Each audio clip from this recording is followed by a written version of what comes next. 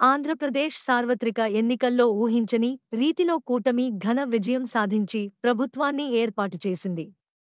ప్రభుత్వం మారి 45 రోజులు దాటింది కూడా. అయినా సరే ఇంకా పాత వాసనలు పోలేదనే విమర్శలు సర్వత్రా వినిపిస్తున్నాయి. ఎందుకంటే సీఎం నారా చంద్రబాబు సంతకం పెట్టడం, కేబినెట్ కూడా ఆమోదించినప్పటికీ ఇంతవరకు యూనివర్సిటీ పేరు మారకపోవడం గమనార్హం. దీంతో అసలు ఏం జరుగుతోంది? ఇదంతా పనిగట్టుకునే చేస్తున్నారా?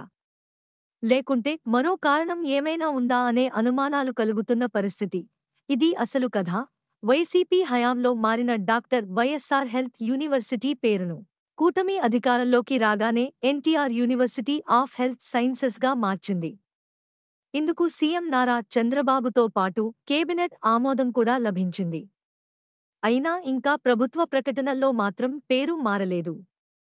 ఆదివారం నాడు ఓ దినపత్రికలో doctor YSR university of health sciences ఎన్డీఎస్ management quota, competent authority quota పేరుతో అడ్మిషన్స్కు పత్రిక ప్రకటన ఇవ్వడం జరిగింది. ఈ ప్రకటనను university registrar V. Radhika Reddy release చేశారు. అయితే యూనివర్సిటీ పేరు మారిందన్న విషయం రిజిస్ట్రార్ మరిచిపోయారో లేకుంటే ఇంకేం జరిగిందో తెలియట్లేదు కానీ ప్రకటన అలాగే ఇవ్వడంతో పెద్ద ఎత్తున విమర్శలు వస్తున్నాయి.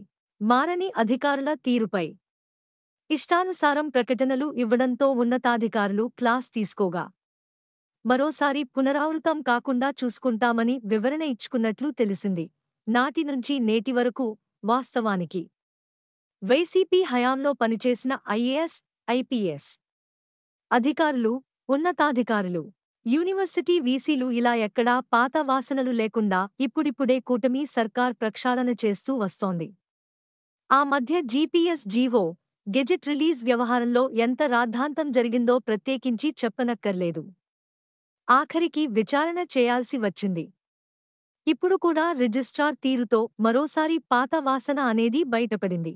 అందుకే ఇకపై ఎలాంటి ప్రకటన అయినా జీవోలు, గెజెట్ల విషయంలో 1కి 10 సార్లు క్రాస్ చెక్ చేసుకుని ఉన్నతాధికారుల అనుమతితో రిలీజ్ చేయాలని అన్ని విభాగాలకు సమాచారం క్లియర్ కట్గా వెళ్ళిందని తెలిసింది. మన ఛానల్కి సబ్స్క్రైబ్ చేసుకోండి, లైక్ చేయండి మరియు కామెంట్ చేయండి. మీ సపోర్ట్ మాకు చాలా ముఖ్యం. కొత్త వార్తలు మరియు అప్డేట్స్ కోసం బెల్ ఐకాన్ని నొక్కండి.